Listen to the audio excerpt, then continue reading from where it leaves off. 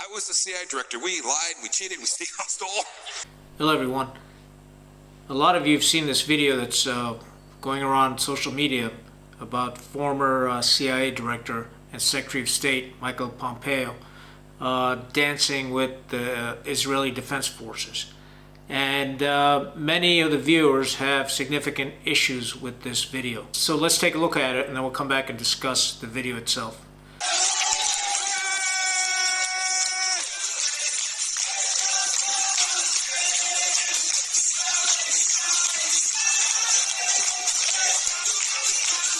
What happens is, when a senior U.S. government official, a former Secretary of State, and I believe he was the 70th Secretary of State for the United States, and a director of the CIA goes to a foreign country that's participating in a very controversial war, obviously, and starts celebrating. It sends the wrong message to the rest of the world. The message is that the U.S. is celebrating the deaths, by some estimates, over 28,000 people, over 100,000 wounded or killed, and approximately 15,000 children have been killed as a result of this. On both sides, we've had significant casualties. Obviously, what happened on October 7th was wrong, and what's happened since then, in the sense of the civilian casualties, is certainly raising a few eyebrows around the world. To include the International Court of Justice has said it could be a possible genocide. And a lot of countries are calling for a ceasefire. So for a person of this position to go to Israel and then publicly dance and celebrate is, in my opinion, wrong. Now, there's nothing wrong with supporting Israel, by all means. That's that's a person's choice. But there's a big difference between supporting and celebrating. There's innocent lives being lost on both sides, and war is not something that you celebrate. War is something that, as a Secretary of State and a Director of the Central Intelligence Agency, you try to stop. That's what mature leadership's all about. And he's not the only one that's done this. We've seen pictures of former Vice President Mike Pence going there and signing munitions, artillery shells, and bombs people have signed to be dropped on civilians. And that's just blatantly immoral, in my opinion. Mature leadership requires some common sense. And these former politicians have to understand they still represent the United States of America.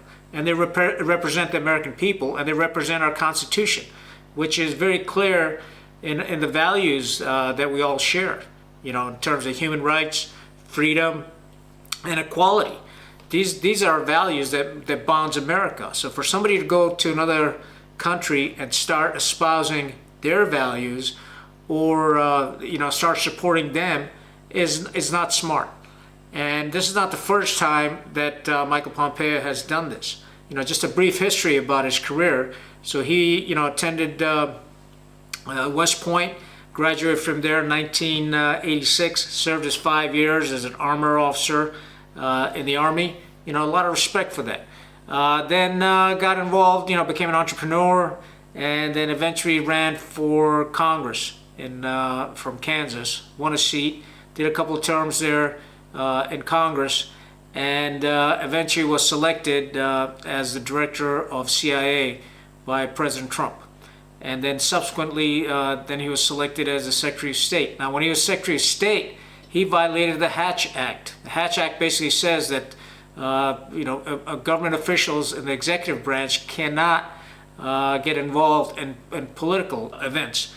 And what Pompeo did was while he was in Jerusalem, yet again, he broadcasted his speech at the Republican National Convention. That was a violation of the Hatch Act. Because as a serving Secretary of State, he should not take a political position within the elections. He's rebuked for that by Congress. So he should know better. And, our politicians should know better. Now, the problem I have is these people go around making speeches to foreign countries, Taiwan, Ukraine, Israel, and other countries around the globe for money. So they get paid to go and speak at these events And, a lot of the people overseas view them as representatives of the U.S. government. Now, they may be retired or whatnot, but you still have an obligation to support U.S. policy and support the U.S. Constitution. And I have a huge issue with this, where we've got retired generals that are, promoting war. You've got retired politicians promoting war. They're working for, many companies in the military-industrial complex. They're funded by them. They're funded by these think tanks to come and speak and get paid upwards of $150,000 and make these foreign trips. And in a way, it's to really shape the American psyche. And it's blatantly wrong. We expect more out of our politicians. And, in case of Michael Pompeo, he works for an Israeli firm that is involved in collecting disinformation. And so what they do is they basically monitor, all the communications that are going on, especially on social media, on behalf of their clients. So they're monitoring, any threats to their clients and whatnot, and they're collecting all this information and intelligence. Again, it's a foreign firm that he's on the board of directors for.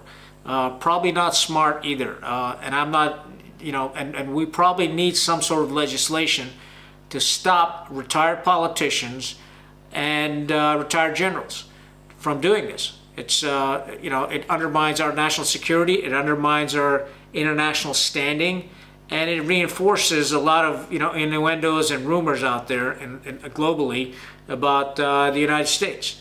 So we can do a heck of a lot better than, doing this stupid thing basically for money.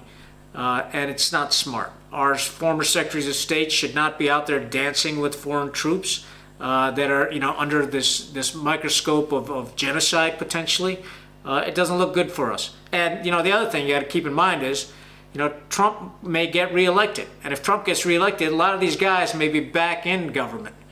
And it doesn't really bode well for the United States. So one has to be smarter.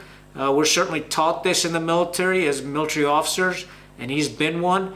There's a lot of rules and regulations that we have to abide by, but it's really common sense, And so what happens is then, foreign countries use this behavior or use their participation in this event and broadcast it all over social media, for